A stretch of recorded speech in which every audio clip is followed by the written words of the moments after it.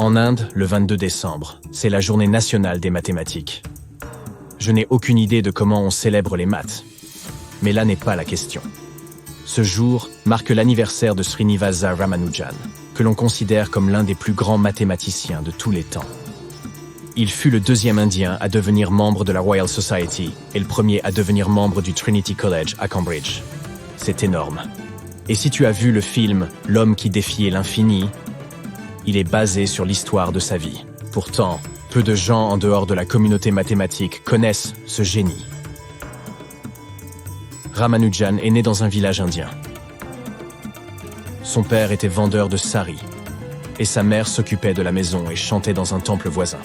Srinivasa n'a commencé à parler qu'à l'âge de 3 ans, et ses parents s'inquiétèrent de son développement mental. Mais lorsqu'il a enfin commencé à aller à l'école, il est devenu évident qu'il s'agissait d'un garçon très intelligent.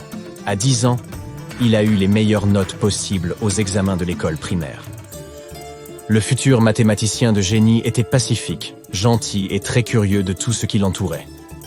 Il donnait du fil à retordre à ses professeurs en posant constamment des questions qui semblaient parfois bizarres, comme la distance entre la Terre et les nuages, ou qui avait été le premier homme sur la planète.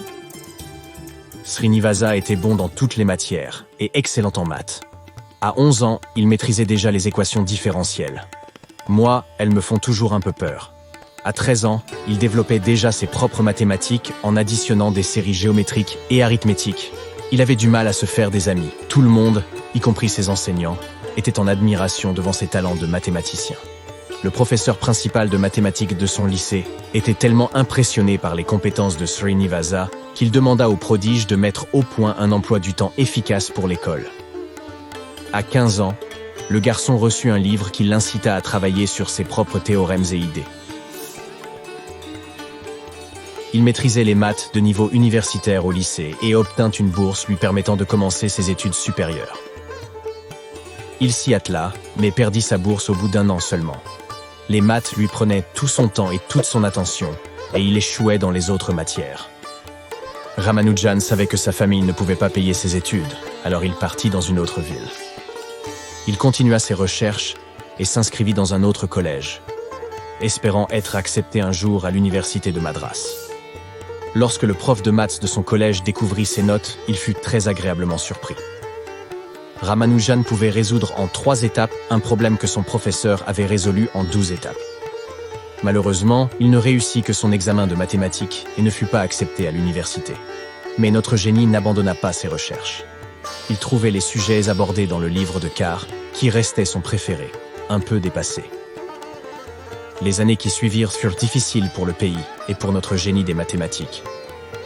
Il n'avait pas reçu d'éducation formelle et n'avait pas de revenus stables.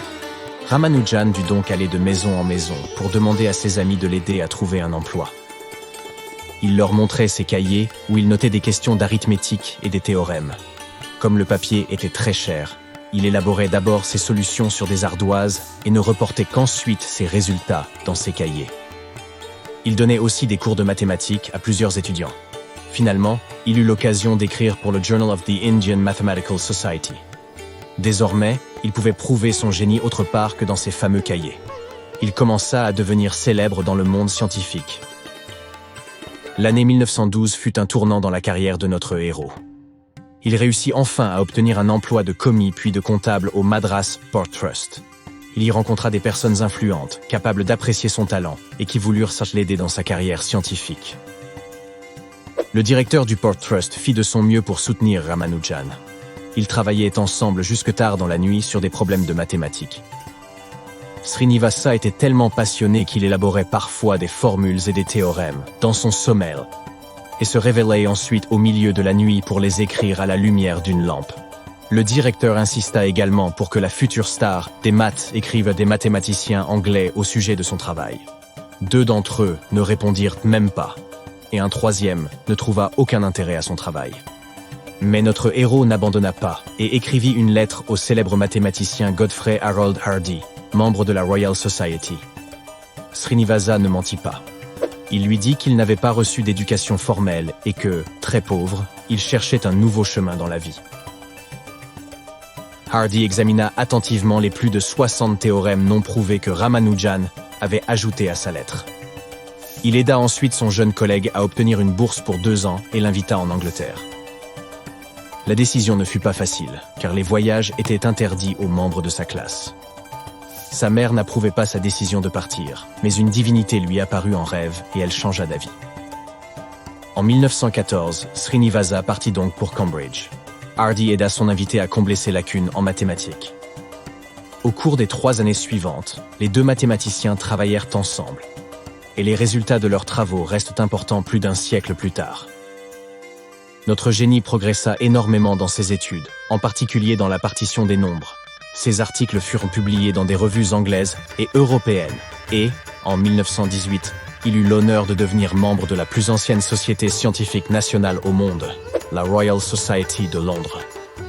Le fait de vivre en Angleterre affecta la santé de Ramanujan. Il retourna en Inde en 1919 et dit à sa femme que travailler avec Hardy avait été la meilleure chose qui lui soit jamais arrivée. Il ne regrettait pas d'y être allé malgré tous ses problèmes de santé. On peut dire que la gratitude et l'affection étaient réciproques. Des années plus tard, lorsqu'on demanda à Hardy quelle était sa plus grande contribution aux mathématiques, il répondit immédiatement qu'il s'agissait de la découverte de Ramanujan.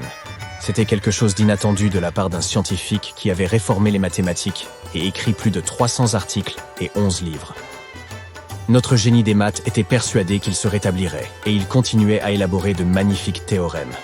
Il écrivit à Hardy pour lui faire part de ses derniers travaux. Malheureusement, il décéda à l'âge de 32 ans en avril 1920. Sa femme a déclaré qu'il avait continué à faire ses calculs pendant 4 jours, jusqu'à son dernier souffle. Ce génie des sciences a laissé derrière lui 3 carnets contenant environ 300 résultats. Il existe aussi une archive contenant ce que l'on appelle son carnet perdu. Ces carnets ne sont pas remplis de preuves, car ils n'étaient pas destinés à la publication. Si on le lui avait demandé, il aurait tout simplement pu reconstruire son argumentation. Après son décès, d'autres scientifiques ont publié ses travaux. Hardy voulait absolument que les résultats de son ami et collègue soient démontrés et que le monde découvre son travail. Ramanujan a contribué à l'analyse complexe, à la théorie des nombres, aux fractions continues et au développement de la théorie des jeux. On se souvient de lui comme de l'homme qui défiait l'infini, parce qu'il a réussi à trouver une formule pour les séries infinies de pi, qui est devenue la base de nombreux algorithmes utilisés aujourd'hui. Trouver la valeur approximative de pi a été l'une des questions les plus importantes de l'histoire des mathématiques.